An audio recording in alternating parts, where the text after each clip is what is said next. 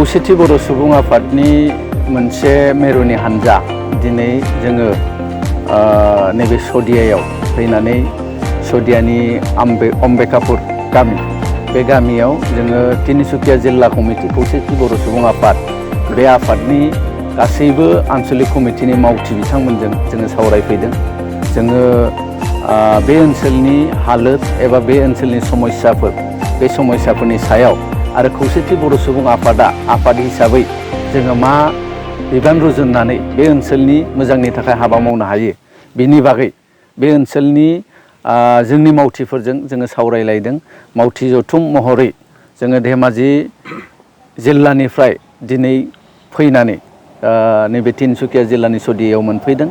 जों इतिमध्य बे ओनसोलनि जोंनि दैदेनगिरि बिथांमोनजों जों रायलायलायबाय।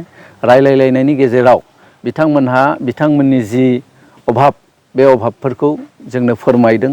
बिसेसके नैबे जोंनि जि जायगायाव मिटिं जादों बे अम्बेकापुर गामिनि जि बर' रायजो राजा बिथांमोनहा हानि जि मोनसे जेंना दङ बे जेंनाखौ जोंखौ गोसोखांहोदों। जिहेतु बे एकर्डआव मोनसे दफायाव लिरजानाय दङ आरो बेखौ मावफुंथारनांगौ आरो बेखौ मावफुंहोथारनांगौनि थाखाय जोङो बुंबाय थादों सरकारखौ आरो जोंखौ बिथांमोनहा फिन बिनि सायाव गोख्रोङै हाबा मावनो थाखाय जोंखौ खावलायदों।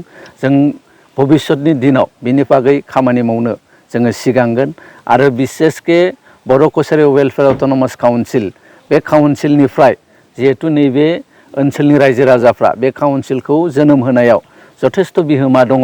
गतिके काउन्सिलखौ आबुं खालामनायाव बिथांमोनहा जोंनो मदद होगोन आरो बे काउन्सिलनि जि हाबाफारि काउन्सिला जि खामानि मावगोन बे खामानिफ्रा जाहाथे रायजोनि मोजांनि जायो बेखौ बिथांमोनहा हास्थायदों। गिबियावनो तिनसुकिया जिल्ला खौसेथि बर' सुबुं आफादनि जानानै जोङो मिरु आफादनि दिनैनि नैबे मावथि जथुम मेलाव जोंनि जिल्लायाव सफैनो हानाय जोंना मिरु आफादनि मानगोनां आफादगिरि गाहाय नेहाथारि बिथांमोननिसिम जों गिबियावनो साबायखर बावो आरो लोगोसे रादाब बुथुमगिरि बिथांमोननिसिमबो जोङो तिनसुकिया जिल्लानि जानानै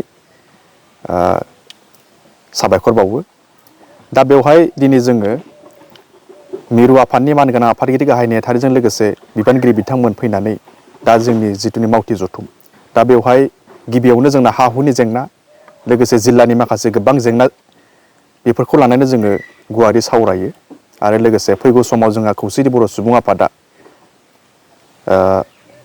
गुबैयै तिनसुकिया जिल्लाया फैगौ समफोराव माबायदि मावलांनांगोन बेफोरखौ लानानै जों गुवारै सावरायो आरो जों आसा खालामो जे थांनाय बिटिआर एकर्डनि माखासे दफाफोरखौ नोजोर बोनानै माखासे जोंनि बे तिनसुकिया जिल्लायावबो मावफुंगोन होननानै जों सानो। थाबैनो माखासे जेंनाखौ जोङो बे तिनसुकिया जिल्लानि रायजो राजायाबो थाबैनो मावफुंनायजों लोगोसे रायजो राजाया समाधानाव फैगोन होननानै जोङो मिजिंथियो।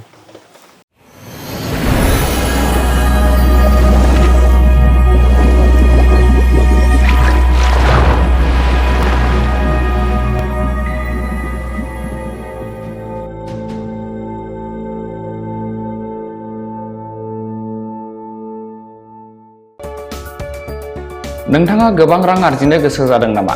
जुदि गोसो जादों अब्ला नोंथांनि थाखाय मोजां खौरां। New India technologies master franchise all Assam ATM service Hitachi ATM and Tata Indicash ATM फसंनानै नोंथाङाबो गोबां रां बुथुमनो हागोन। लाइमोनफोरनिफ्राय जागायनानै बैसो जानाय गासिबो बैसोनि सुबुंफोरानो बे फालांगिजों गोरलैयैनो रां आरजिनो हागोन। नोंथांनि गामियावबो बे एटिएम मेसिनखौ फसंनानै नोंथाङाबो मुलाम्फा मोननो हागोन। बांसिनै मिन्थिनो थाखाय 7002005072 एबा 9401230135 जानबुं अनजिमायाव दिनैनो सुलाद ला।